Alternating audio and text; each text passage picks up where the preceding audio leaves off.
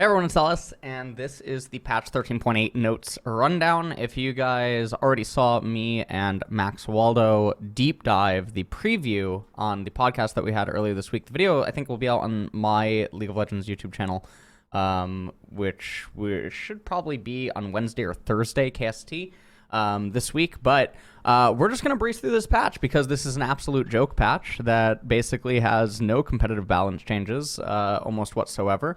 And before anyone gets into how patches don't have to just be uncompetitive, I would really recommend that if you have that reservation about hearing what I just said, the podcast, I think me and Max dive into the preview, go over changes, how changes impact things, and all this other types of stuff for really long time. I think the whole talk was about 3 hours. Obviously, it's not just on patches and balance changes and whatnot, but I feel pretty strongly about recommending that or pointing people towards that direction to wonder why I'm just saying, like, this patch is useless. So let's get into why it's useless. So health growth, 95 to 90 on Aurelion Sol. So he's losing more HP. This has to be a joke at this point, how many times he's just been, like, micro-nerfed in a row. Now, it is like an auto attack and laning phase, but it's not preventing you from picking Aurelion Sol if you were picking Aurelion Sol, right?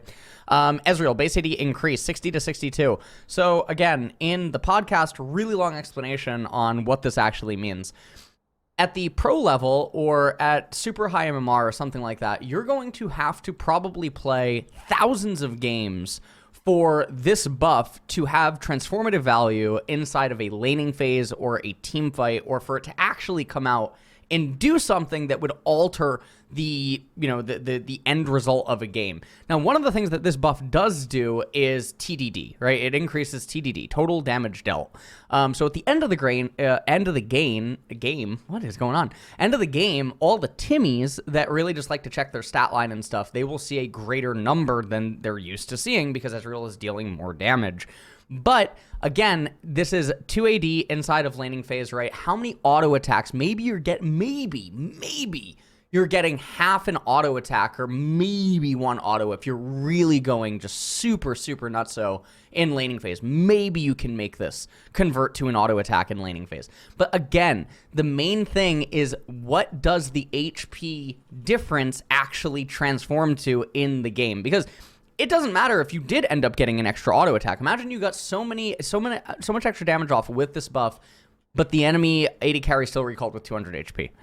Or they still recalled with 150 HP. And it doesn't have a transformative value in the lane. That's the way that these changes should be looked at. And I'm so tired of seeing these types of changes, because the only way that these changes alter something is if it affects the CSing or the wave clear or anything like that. Now, there are things like that that do happen, and that when those happen, they should definitely be talked about, and that should be, celebrated as like a good change or a good nerf, etc.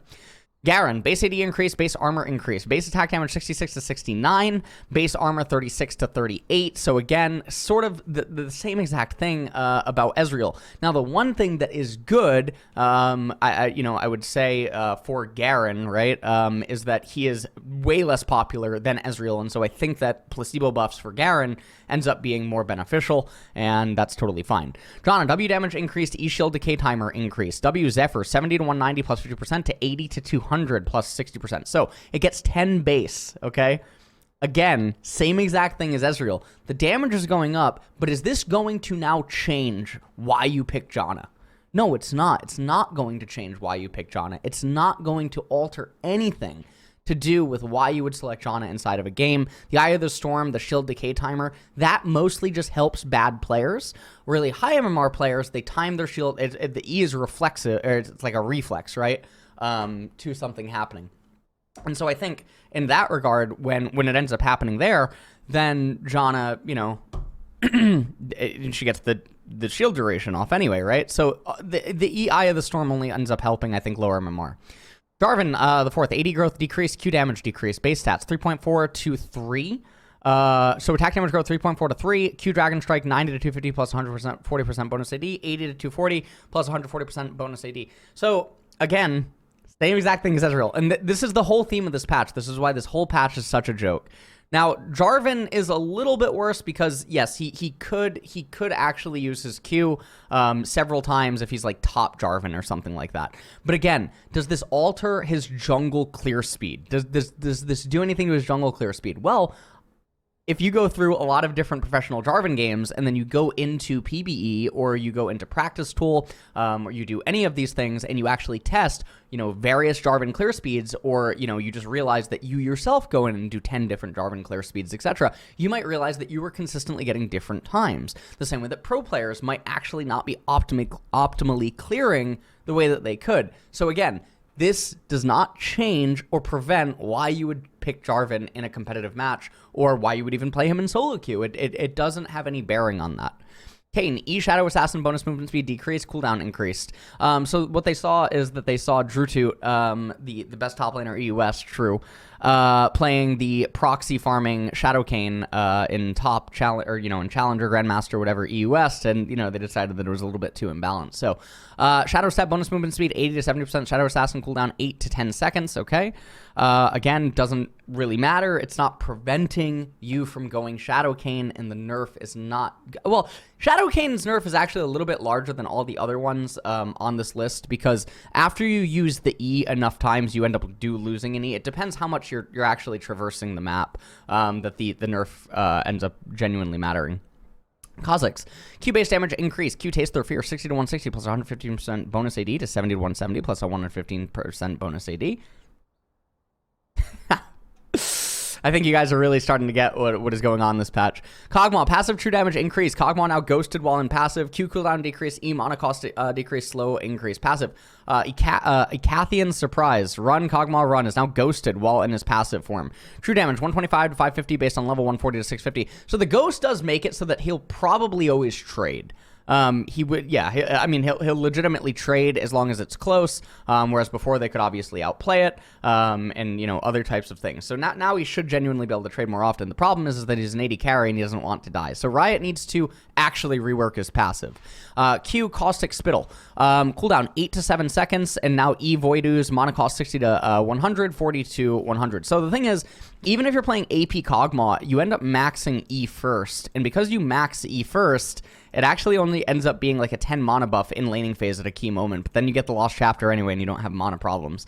So it doesn't really make a whole lot of sense. The slow 20 to 52% to 30 to 50%, you do end up removing boots, so you can probably weave in one more auto attack. The cooldown on Caustic Spittle to 8 to 7 seconds, this is more important for like crit or attack speed Kog'Maw than it is for AP Kog'Maw, and I would say that because again, cooldown, it doesn't get much cooldown reduction inside of its build. And then in addition to that, one of the other things about Kog'Maw is that he's not actually casting his Q immediately off cooldown. Isn't that a surprise? But again, you're going to be very hard pressed to find cases where Kog'Maw is casting Q immediately off cooldown because of the nature of the spell and what it's meant to do for him. And then you realize that it's not a part of his damage trade patterns. So again, this whole patch up until this point, useless in most cases. All that you have to do is you have to take mental notes. You have to remember all these patches for when something happens next to Garen, Janna, Jarvan, Aurelion Sol, etc. That's what's going on. Leona, W armor and magic resistance increased, magic damage increased. W eclipse 15 to 35 plus 20% bonus armor to 20 to 40 plus 20% bonus armor. So it's just going up by a little bit. Bonus magic resistance also going up. And now magic damage, 45 to 185 plus 40% to 55 to 195 plus 40%. So first question is, can she go top lane? That is basically what I think that most people should be looking at when they start seeing passive resists and increase to damage and stuff like that. Can she jungle? The answer is no, she cannot jungle, even with the changes, because she can't actually do any clears beyond the first. But top lane Leona could be something that does get looked at, but a change like this does not prevent bot lane Leona from having any different decision making on when you would pick her. Lillia, passive damage to monsters increased, healing against monsters increased, healing against champions adjusted. Monster damage capped 50 to 150 based on level, 70 to 150 based on level. Note this is up to 40 more damage at level 1 against monsters. Okay. This is 40% more damage at level 1 against monsters with over 1328 HP, tapering to 0% more at 949 HP. Raptor has 1100, while Red, Blue, Gromp, Krug, and Wolf all have the new max HP cap.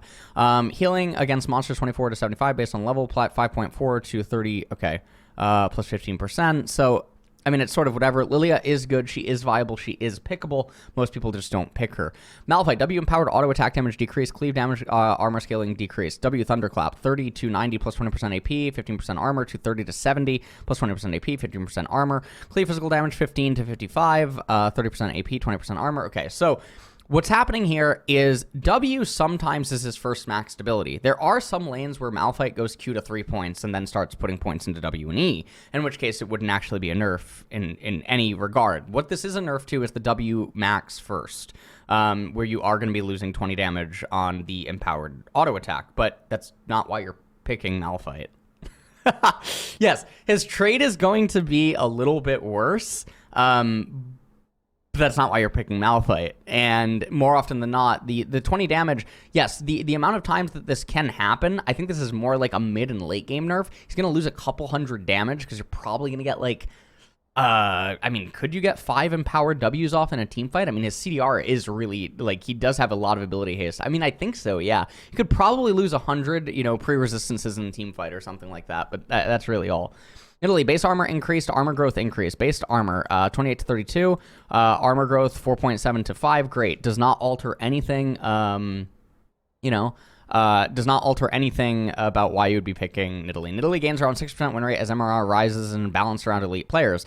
As a result, she performs poorly in the hands of most players. While part of this win rate loss can be explained by champion mastery, her extreme early dominance and required snowballing is also partly to blame. However, mirroring her strength other than snowball early game jungler is a pretty large task. Her goal here is to ease up her clear slightly, making her more durable in the hands of players who haven't mastered her clear yet. Additionally, more durability should help her better pound. Okay.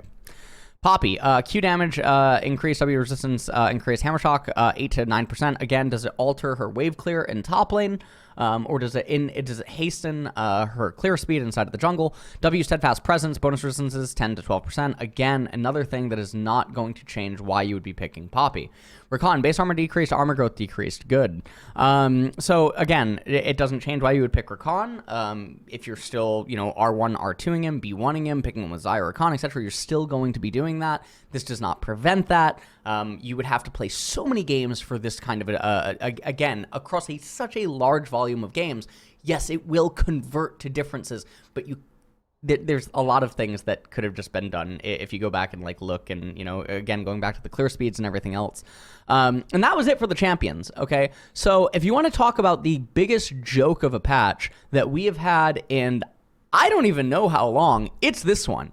This is only placebos everywhere. Every single one is basically a placebo, through and through.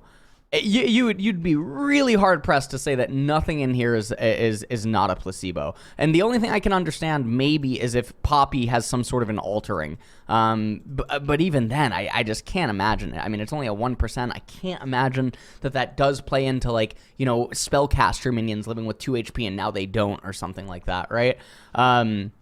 That would be really what it is. And again, what we have to do here is we have to now take a mental note of everything Riot just did. And in 13.9, 13.10, 13.11, 13.12, we have to try to remember when we see other champions, or when these champions pop up again, and then remember the buffs that they got in the past, and we have to keep remembering and keep stacking them up. And then determining, you know, what's going on there. Cosmic Drive. The Cosmic Drive stat shuffle made it the item a bit more popular. Ability power 90 to 100. Okay, that's really good. 100 ability power. Unique passive spell dance. Damaging champion excluding damage over time. Generates a stack of 2.5% movement speed every 1.5 seconds. For the next 5 seconds, up to 4 stacks. 10% movement speed. 4 stacks gain an additional 10% movement speed. 20% movement speed total. Dealing damage refreshes this effect. You only need to deal 1 instance of damage for it to start adding stacks on its own periodically. You only need to hit them once after a delay to fully stack it. You don't need to hit them 4 times, 1.5 seconds apart. The intent here is that one spell does not fully stack the passive. Okay, that's good. I mean, this is a very good change for the item. Okay, Clash, Mount Targon Cup. Okay, so in regards to Clash and like the patron, solo queue and Clash tier list, you guys might have seen on Patreon last week. I ended up posting that, you know, the previous patch also had like no changes, and I felt really bad because, you know, we're still left existing on 13.6, essentially, right, for balance changes and whatnot, because 13.7 and 13.8 have been complete jokes. So what I am going to be doing this week is, well, I will update it, and maybe there's like one change. Maybe there's like one change on the actual entirety of the list.